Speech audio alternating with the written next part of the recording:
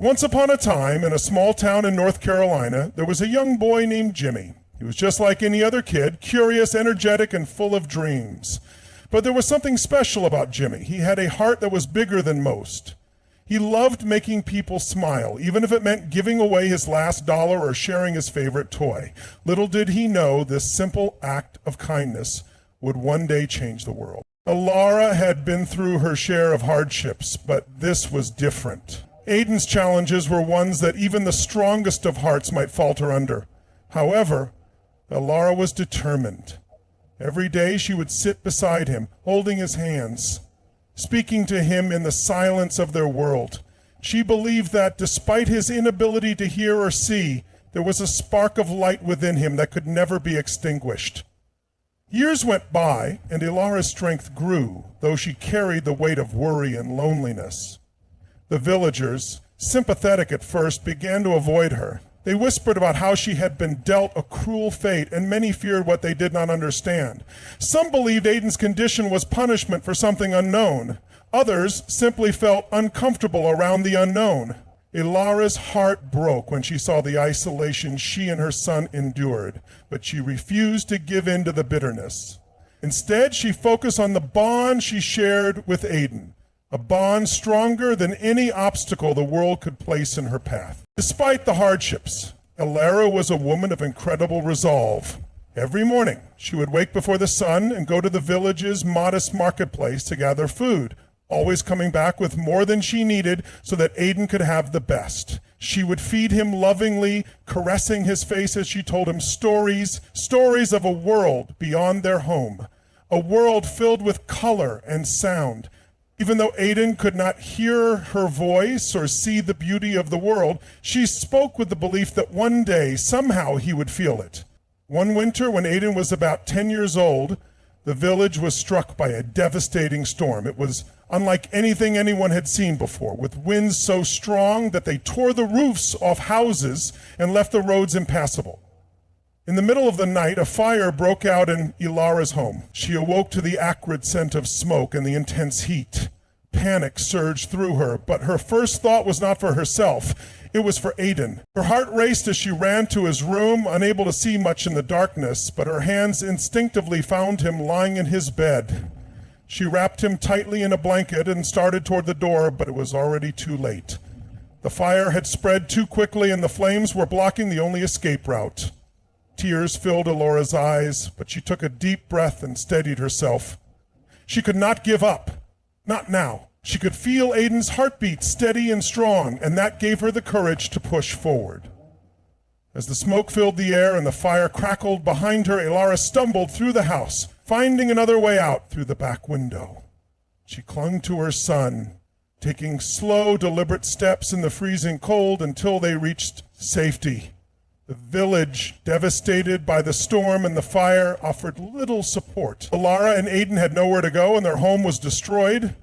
With no other choice, Elara decided to leave the village in search of a new life.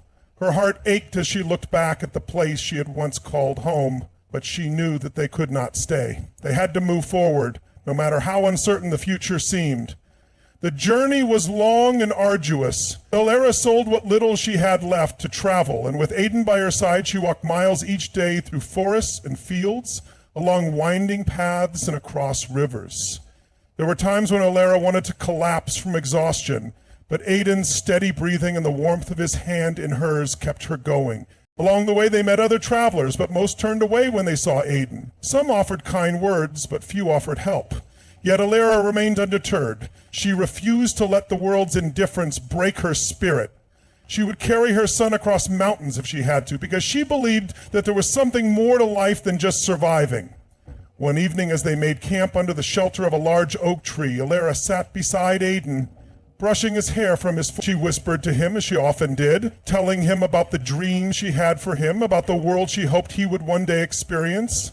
"Aiden," she said softly, "there is so much beauty out there waiting for you. I will find a way to show you, no matter how long it takes. You are capable of more than anyone knows." The words were spoken not with the belief that she would see the fruits of her labor immediately, but with a deep, unshakable faith that she was doing what needed to be done, fighting for a future that didn't yet exist, but could one day. Weeks turned into months, and Elara and Aiden finally reached a bustling city where the sounds of life were ever present.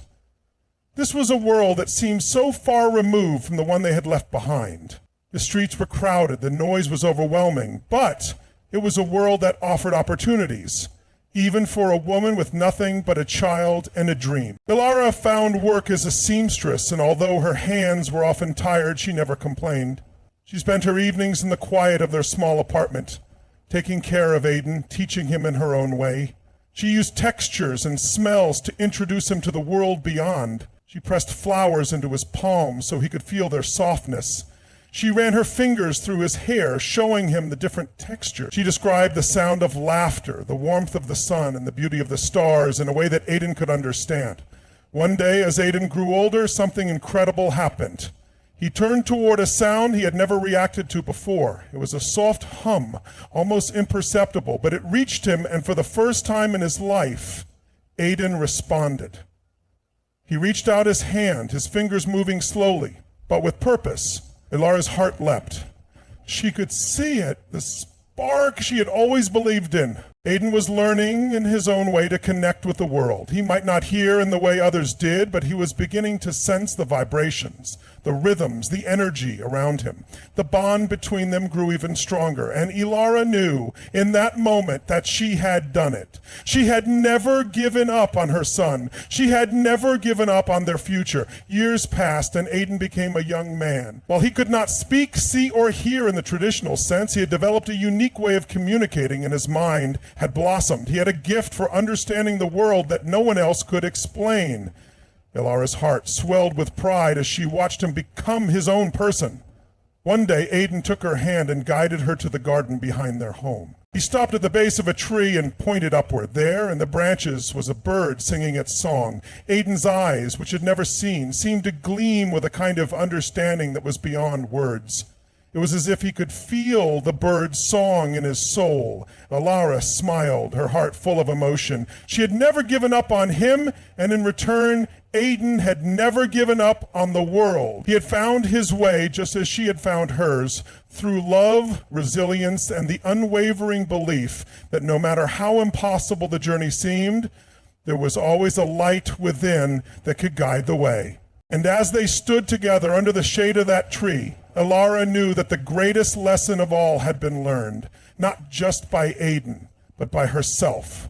That the path to success, to peace, and to true fulfillment was never found in giving up. It was found in persevering, in believing, and in embracing the unknown with open arms. For Elara and Aiden, their journey was far from over, but one thing was certain.